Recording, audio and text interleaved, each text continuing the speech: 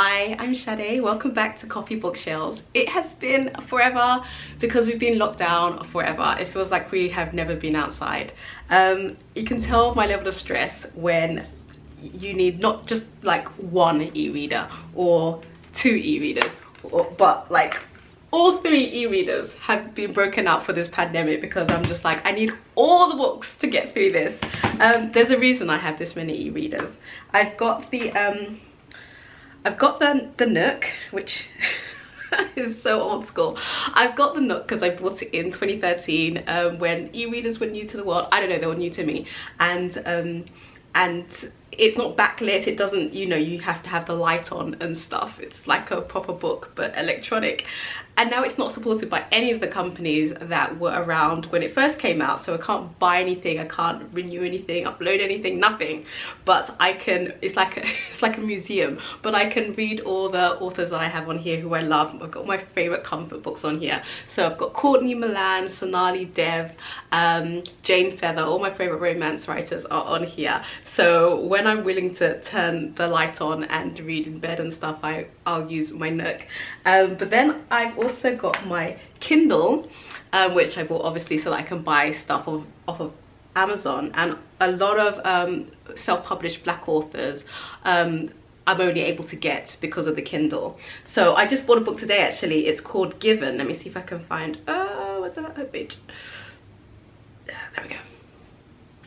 Given by Nandi Taylor, and she's a Black Canadian author, and it is set in a fantasy West Africa, and I'm so excited that there's so many books now with just, I don't know, swashbuckling, and there's adventure and magic and fierce heroines and stuff all set in West Africa. It's so super cool, so I'm very excited to read this book.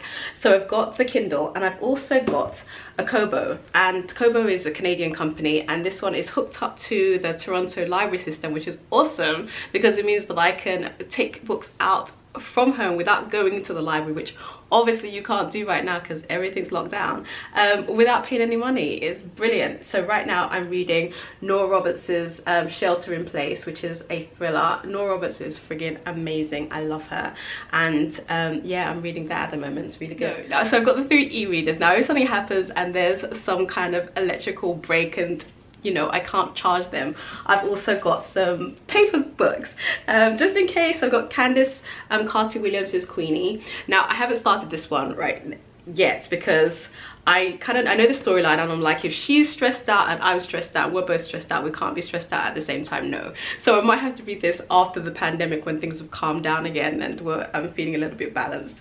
But I've also got Frying Plantain by Zalika Reed Benter, and that is, well, food in the title. I mean, you had me at plantain, but I'm looking forward to reading this as well. It's a series of short stories, I guess, kind of weaved together, so I'm excited. I want to read this.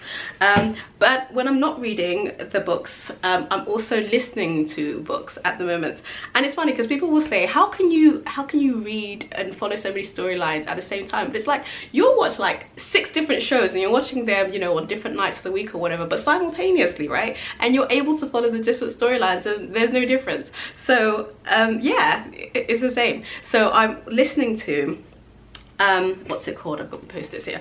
I'm listening to King Leopold's Ghost by Adam Hochschild, and it is a non-fiction, and it's about the King Leopold II of Belgium, who basically colonized the Congo, and it's hard to quantify how many people died under his rule, but it's said to be, it could be up to 15 million people, so like a Holocaust basically. Huge, like you know, human rights violations and stuff is ridiculous. So I guess he was exploiting the country for its natural resources, particularly natural rubber, and just a horrific person. And so I'm listening to it in bite-sized pieces because it's a lot to take in, but I just feel like we don't know enough. I particularly do not know enough about colonization, and it was so huge. And I guess we think, oh well, people weren't enslaved, but it's a form of slavery, and the impact of it is so far reaching, and the way that the world is set up today is because of colonization. Like, why do so many countries speak, you know, African countries speak English or French or Portuguese? Because of colonization?